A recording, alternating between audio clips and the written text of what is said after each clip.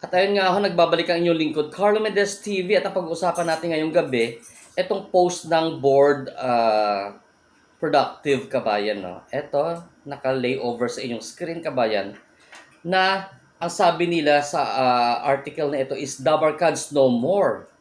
CB5 noontime show, hindi na magagamit ang salitang Dabar Cards with question mark. Ayan.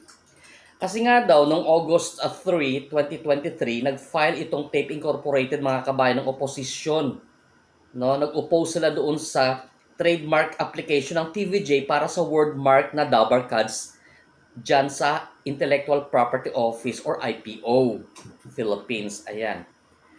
So, nagtataka naman ako dito, no? Ito talagang sa aking, pagkakaintindi. Bakit magkiklaim, mag-oppose itong Tape Incorporated doon sa final ng TVJ na application sa wordmark na Dabar Cards, since na hindi naman creator ng Dabar Cards ang Tape Incorporated. Ang nag-create ho niyan, ang creator niyan, si Francis Magalona. Ang alalahanin natin kabayan, sa copyright ho, ang pagkakaiba ng trademark at copyright, sa copyright, the moment of creation, yun ho ang may-ari, hindi na need na iparegister. Yan ang pinagkaiba ng copyright sa trademark. So, itong wordmark nga na sinasabi nila, that is, ang creator dyan is si Francis Magalona. So, di ko maintindihan bakit naghahabol itong Tape Incorporated na mga halosos, nag-oppose sila. Hindi naman sila ang creator ng Dabar Cards no word. And besides, kabayan, ulitin natin ang hawak ho na certificate of registration ng Tape Incorporated na mga halosos is for merchandise. Merchandise ho. Hindi ho for entertainment. Dapat nga, sa pagkakaintindi ko dyan, dapat nga hindi sila gumagawa ng TV show because for merchandise sila. Ano nga ba ang merchandise? Ulitin natin.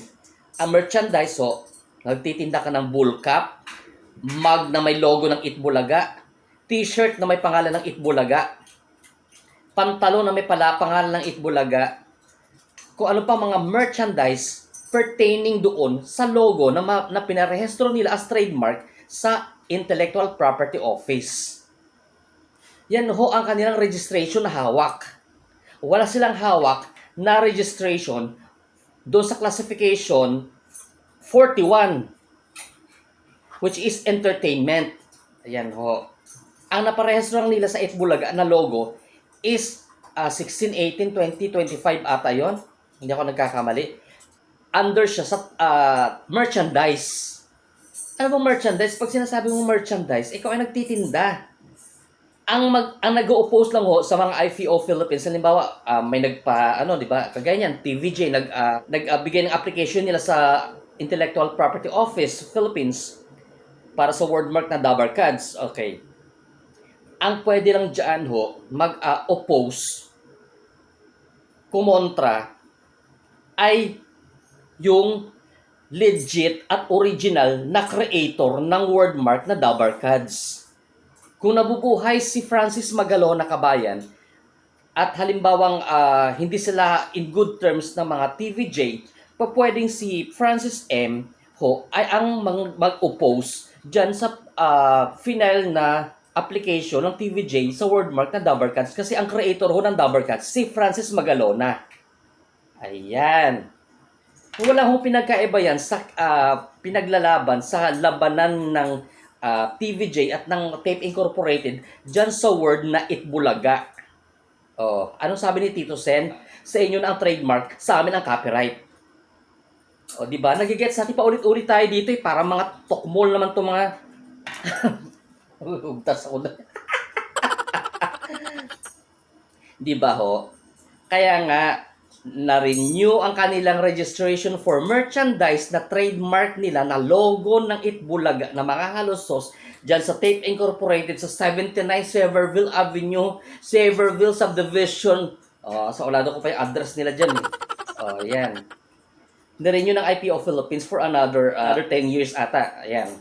So, yun lang ho ang kanilang hawak na registration, certificate of registration.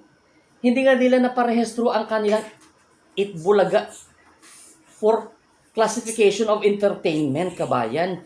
Diyos mio, Marimar. Ano ba, bayan? Lahat na lang, kahit maaga nyo pa lahat, hindi kayo pa rin susuportahan, hindi namin kayo susuportahan. E di sana, tumaas na yung mga views ninyo dyan. Di ba? Ulitin natin na, bakit mag-o-oppose? Ako nagtataka naman, bakit mag-o-oppose ang Tape Incorporated sa application ng TVJ para sa wordmark na Dabarkads? Dahil ang creator ng Dabarkads is si Francis M. Si Francis Magalona na mayapa na. O, sige nga. Ang sabi lang nila sa article, ginagamit doon dati sa Itbulaga. Ginagamit sa Itbulaga. Pero walang pinagkaiba yan sa sinasabi ni Joey De Leon na ang segment ng Itbulaga, kaya hindi ginagamit ng mga host ng Tape Incorporated ang dating segment nila because makaka-copyright sila. Because dahil nga, ang mga gumawa ng segment dati sa Itbulaga, itong TVJ at ang kanyang mga production staff. Lalo pa itong si Jenny Ferry. O, di ba? Yung Pinoy henyo nila, di ba pinalitan nila ng pangalan na Lord of the Ring? Although same format, same concept.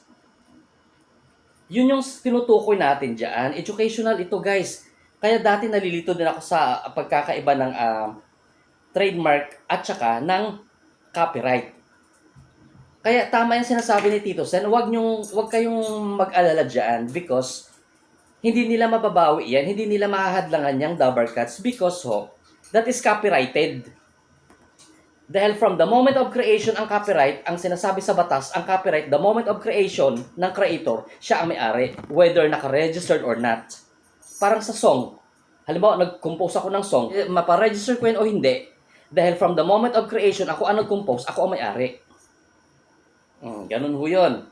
Unlike sa trademark, magkaiba kasi ang copyright at saka trademark. Unlike sa trademark, na ang trademark talaga, the first to register is the rightful owner. Ayan.